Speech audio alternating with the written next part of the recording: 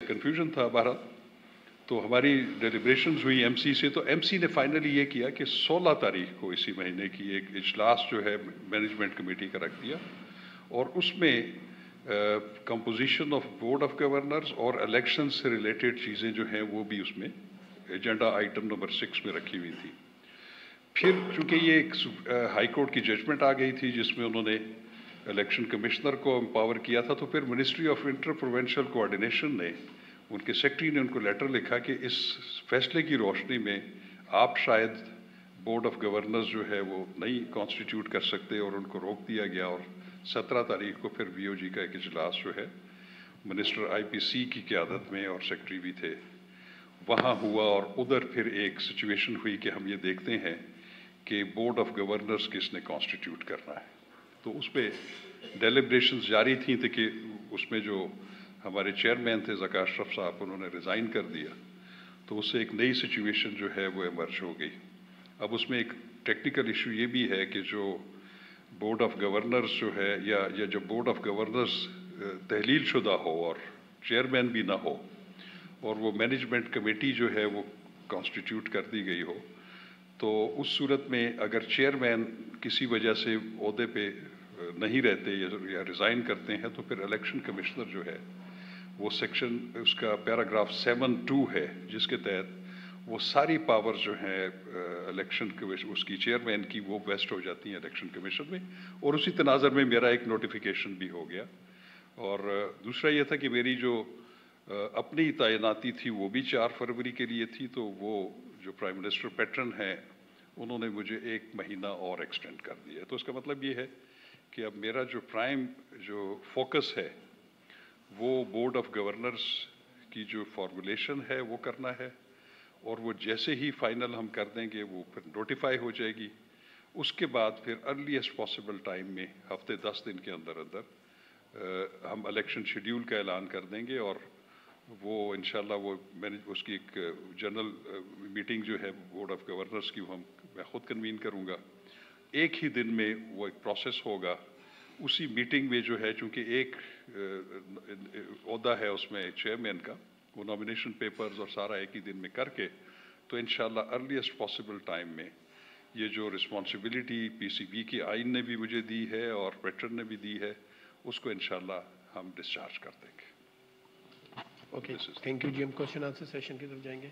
जी एहतशाम साहब, यूसुफ साहब। जी एहतशाम 92 न्यूज़ से हूँ।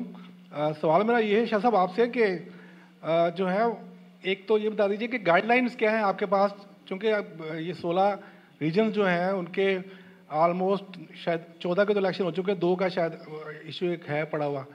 एक तो ये बताइएगा कि गाइडलाइंस क्या है, और क्या जो चेयरमैन को पहले रोका गया वो आइन के तहत था कि ये इसको ना दिया जाए? हालांकि आईसीसी तो ये कहती है कि जो इंटरफेरेंस ना की जाए, क्योंकि पीसीबी एक ऑटोनमस बॉडी है। देखिए, जहाँ तक रीजन्स का ताल्लुक है, क्योंकि ये जो बोर्ड ऑफ गवर्नर्स है वो 11 अराकीन पर मुश्तमिल है।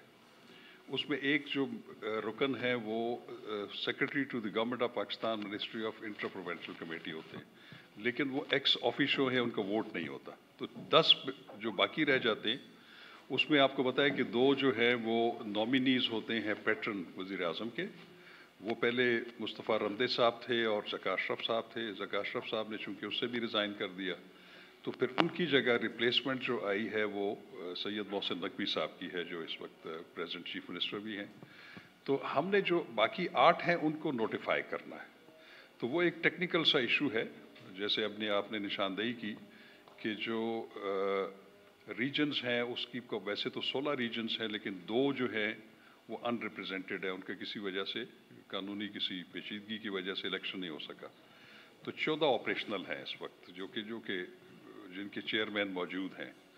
तो अब उनमें भी चूँकि ये एक 2017 के रेगुलेशंस हैं, उसके तहत ये एक रोटेशन पॉलिसी है, उसमें A, B, C, D categories बनी हुई हैं। तो इस वक्त जो उस रेगुलेशंस के मुताबिक जो है वो बारी आ रही है C कैटेगरी की। तो C कैटेगरी में भी एक प्रॉब्लम ये आ रही है कि उसमें एक जो पहले 5th मीटिंग में जो एक फ़ैसला हुआ था, उसमें भी ये जब कंपोजिशन की जा रही थी تو اس سی کیٹیگری میں آتے ہیں ایبٹ آباد، بہاولپور، ڈیرہ مراد جمالی اینڈ لاڑکانہ. تو وہ اس وقت چونکہ ایبٹ آباد کا الیکشن نہیں ہوا تھا اور اسی طرح ملتان کا بھی نہیں ہوا تھا، تو وہ جو 5ویں میٹنگ تھی، جو 5th meeting of the management committee, انہوں نے پھر ڈی کیٹیگری سے 2 اس میں شامل کر لیے تھے، ایبٹ آباد کی جگہ اے جے کے اور ملتان کی جگہ بہاولپور. لیکن اب چونکہ ایبٹ آباد جو ہے اس کا بھی الیکشن ہو چکا ہے، اسی انالوجی کو ہو سکتا ہے ہم کنسیڈر کر رہے ہیں کہ اس کو کیری کیا جا سکتا ہے، اور چونکہ ملتان جو ہے اس کا بھی اس وقت ریپرزنٹیشن نہیں ہے، تو وہ ہم دیکھیں گے، اس میں ہم پروسیس میں ہے کہ کیا بہتر ہے کہ ہم ڈی کیٹیگریز میں سے کوئی لے لیں. اس کی وجہ یہ ہے کہ ایک لاہور ہائی کورٹ کی ایک ججمنٹ ہے، اس میں بھی یہ لکھا ہوا ہے کہ اگر کسی وجہ سے وہ اسٹرکٹ ریگولیشنز نہ ہوں تو ہمیں بورڈ آف گورنرز میں ایسا انشور کرنا چاہیے کہ ملک کے تمام حصوں کی نمائندگی اس میں ہو. تو وہ ہمارے ذہن میں پیش نظر ہے. تو باقی جو ڈپارٹمنٹس ہیں اس میں بھی 4 ہیں، لیکن اس میں بھی اب کافی تبدیلی آ چکی ہے. 2-3 ڈپارٹمنٹس جو ہیں وہ اس وقت پی سی بی کے اس میں نہیں ہیں، تو اس میں 3 ڈپارٹمنٹس جو ہیں وہ اس وقت موجود ہیں. چوتھا کو ہم نے دیکھنا ہے کہ کیا اس کو کسی اور کیٹیگری میں سے لانا ہے یا نہیں لانا. لیکن وہ ایک ٹیڈیس سی ایکسرسائز ہے. بظاہر تو یہ 10 لوگوں کا، بلکہ 2 تو آ چکے ہیں، 8 لوگوں کو جو ہم نے کانسٹیٹیوٹ کر کے نوٹیفائی کرنا ہے. اس میں تھوڑی سی ٹیکنیکلٹیز انوالو ہیں. اس میں خود دیکھ رہا ہوں، ہماری لیگل ٹیم بھی ہے، ہمارے کنسلٹنٹ بھی ہیں الیکشن کمیشن کے. اس پہ ہم ایک پورا کام کر رہے ہیں، اور میرا خیال ہے کہ 1-2 دن میں، کل تک شاید ہم منسٹری کو بھی انفارم کر دیں گے، اور ہم most probably board of governor جو ہے اس کو نوٹیفائی کر دیں گے، اور جیسے نوٹیفائی ہو جائے گا تو پھر اس کا الیکشن شیڈول کا بھی اعلان ہو جائے گا. شاہ جی محمد